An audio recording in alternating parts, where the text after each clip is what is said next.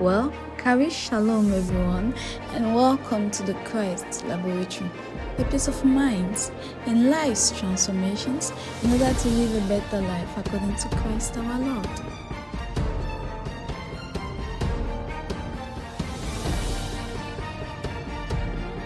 Kari Shalom, grâce et paix à vous au nom de notre Seigneur Jésus-Christ. Le plaisir est le mien de vous recevoir encore dans le laboratoire de Christ.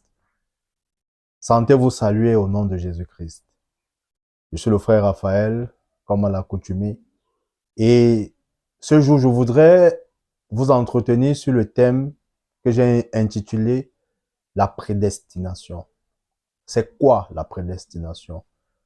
Parce que je pense que connaissant ce que c'est que la prédestination, ça va alléger beaucoup de personnes par rapport aux charges, par rapport à tout ce qu'il y a comme poids avec la religion.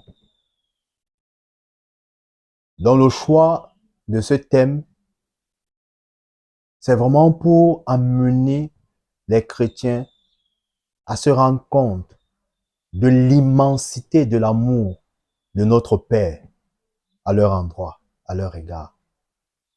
Alors, sans plus tarder, nous allons aller à la définition du mot prédestination. La prédestination vient du grec proorizo, qui signifie simplement déterminer à l'avance. Déterminer à l'avance. Et je vais prendre un texte dans l'Ancien Testament pour illustrer la prédestination. Deutéronome chapitre 7, à partir du verset 6, il est écrit: « Tu es en effet un peuple saint pour l'Éternel ton Dieu. Il t'a choisi parmi tous les peuples qui se trouvent sur la surface de la terre pour que tu sois son peuple précieux. » Verset 7. « Si l'Éternel s'est attaché à vous et vous a choisi, ce n'est nullement parce que vous êtes plus nombreux que les autres peuples.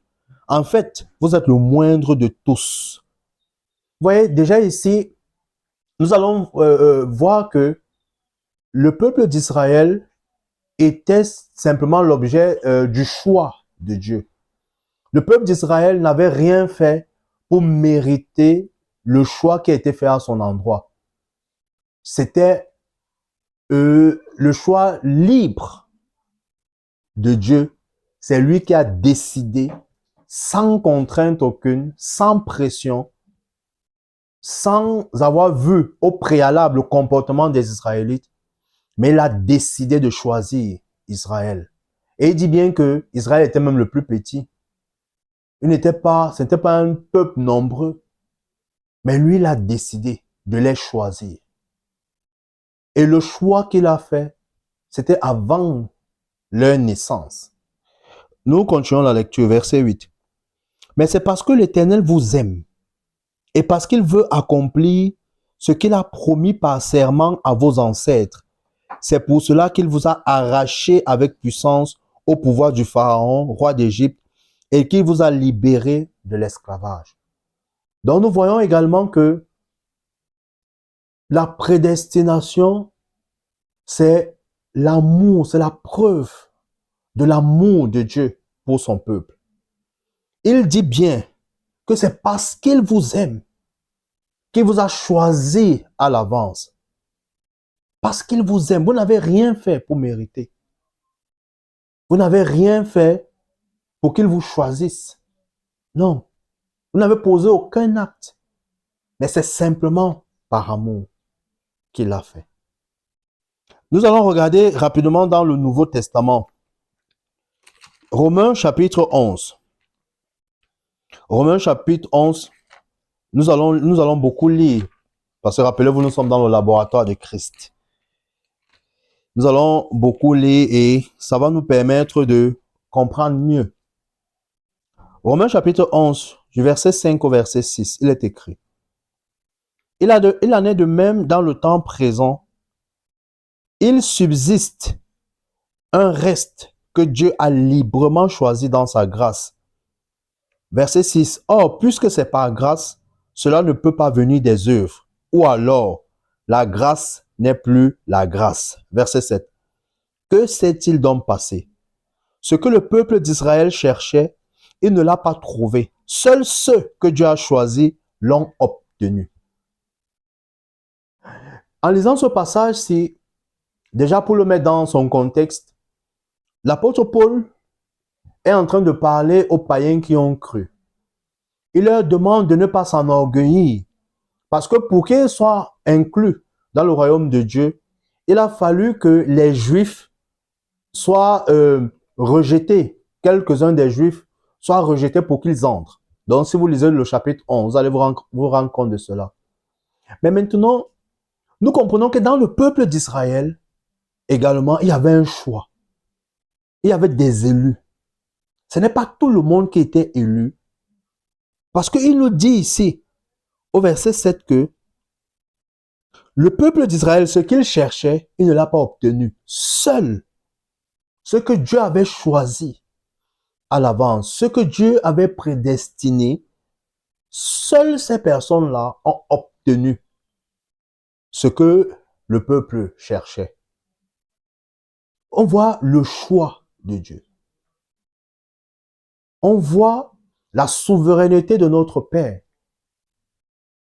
Je voudrais que nous lisions un autre passage, rapidement, 2 Timothée 1. 2 Timothée chapitre 1. 2 Timothée chapitre 1, on va lire à partir du verset 8. Mais c'est le verset 9 qui nous intéresse. Je lis. N'aie donc pas honte de rendre témoignage au sujet de notre Seigneur. N'aie pas non plus honte de moi qui suis ici en prison pour sa cause. Au contraire, souffre avec moi pour l'évangile selon la force que Dieu donne. Verset 9. C'est lui qui nous a sauvés et nous a appelés à mener une vie sainte. Et s'il l'a fait, ce n'est pas à cause de ce que nous avons fait, mais bien parce qu'il en avait librement décidé ainsi à cause de sa grâce. Cette grâce, il nous l'a donnée de toute éternité en Jésus-Christ. Alléluia. Cette portion de l'écriture, l'apôtre Paul est en train de parler à son fils Timothée. Il dit à son fils Timothée que si nous sommes en Christ, ce n'est pas parce que nous avons fait quelque chose de particulier. Ce n'est pas non plus parce que on a été une fois appelé le peuple d'Israël dans l'Ancien Testament. Non. Si nous sommes en Christ, c'est parce que lui a librement décidé avant que le monde subsiste. Parce que la portion qui dit, cette grâce, il nous l'a donnée de toute éternité. Une autre version va dire, avant que le monde subsiste, avant que le monde existe, Dieu nous avait choisis. Dieu nous avait choisis. Et j'aime souvent dire, si nous nous arrêtons, Dieu nous a choisis avant la fondation du monde, avant qu'il ne crée le monde. Et la question que je voudrais poser, c'est, mais si Dieu t'a prédestiné, t'a déterminé à l'avance que tu serais en Christ, est-ce que c'est maintenant que, quand la situation est compliquée, quand c'est difficile, est-ce que c'est l'occasion de baisser les bras, de se décourager, de s'arrêter? Non. Mais si tu penses que tu n'es pas une surprise pour Dieu, mais que la personne que tu es, Dieu t'aime. Et si tu crois véritablement qu'il t'aime, tu dois savoir que quelle que soit la situation, quels que soient les moments par lesquels tu passes, il est là, il est présent. Il ne t'a pas jeté sur la terre pour que tu te battes, comme certains disent que la Bible dit, même si ce n'est pas vrai, que aide-toi et le ciel t'aidera. Non. Dieu t'a aimé avant la fondation du monde, avant que le monde n'existe. Il t'a aimé, il t'a prédestiné, il t'a déterminé à l'avance. Tu devrais plutôt te réjouir du fait que Tu n'es pas une erreur. Tu n'es pas là par accident. Tu n'es pas là parce que papa et maman ont voulu. Non. En fait, ils n'avaient pas le choix. Parce que tu avais été déjà prédestiné. Donc, papa et maman ont simplement accompli ce que notre Père avait librement décidé avant que le monde existe. Bien-aimé, je voudrais que vous saisissiez cette révélation par rapport à la prédestination. Parce que si vous la saisissez, lorsque le doute viendra, il va se dissiper. Parce que vous saurez que celui qui vous a prédestiné est capable de vous amener jusqu'au sommet. Je parle comme un homme charnel. Jusqu'au sommet. Vous amène au succès, à la réussite selon lui. Alléluia. Il dit, c'est lui qui nous a sauvés et nous a appelés à mener une vie sainte. Et s'il l'a fait, ce n'est pas à cause de ce que nous avons fait, mais bien parce qu'il en avait librement décidé ainsi à cause de sa grâce. Et vous voyez, quand nous parlons de la grâce, on la définit généralement comme la faveur imméritée. C'est-à-dire une faveur que tu n'as pas méritée. Mais je voudrais qu'on voit la grâce charis, plus grand que ça. C'est le sommet de l'amour. Il n'y a plus une autre expression au-dessus de la grâce. Et c'est pourquoi j'aime mal pour ceux qui pensent que le message de la grâce, c'est un problème. Sauf si ceux qu'ils écoutent interprètent mal. Mais il n'y a rien d'autre, bien aimé, que la grâce. La grâce même, c'est l'amour. Pourquoi l'amour? Parce que il t'a prédestiné, quel que soit comment les autres te voient, quel que soit ton statut, quel que soit le vêtement que tu portes, peut-être même tu n'es même pas allé à l'école, ça ne change pas qu'il t'aime. Donc ne laisse pas les gens définir qui tu es par rapport à ce qu'ils voient, mais détermine-toi par rapport à ce que Dieu lui dit.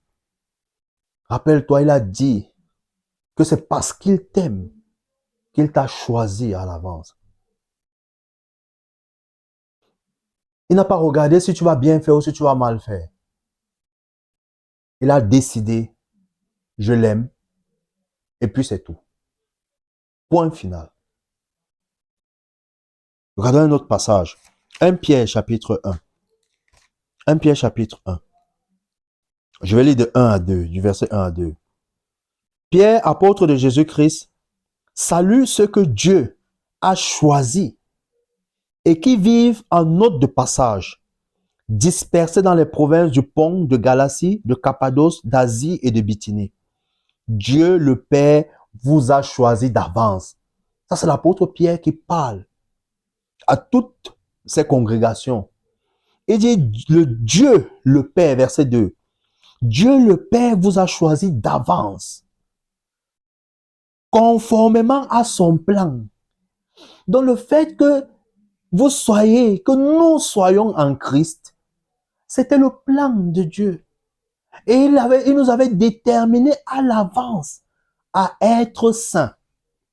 Oh, Rebro Chata. Il dit conformément à son plan, et vous lui avez été consacrés par l'Esprit pour obéir à Jésus-Christ et être purifiés par l'aspersion de son sang. Que la grâce et la paix vous soient abondamment accordées, d'où Charis Shalom. La grâce et la paix. Voyez, cette portion nous dit que Dieu nous a déterminés à l'avance pour obéir. Si vous avez déjà compris jusqu'à ce niveau, vous verrez que en ce qui concerne la foi, en ce qui concerne la nouvelle naissance, rien ne dépend de nous, mais tout dépend de lui. Parce que c'était son plan que nous soyons en Christ, saints, purs. Alléluia. Restez connectés pour la suite.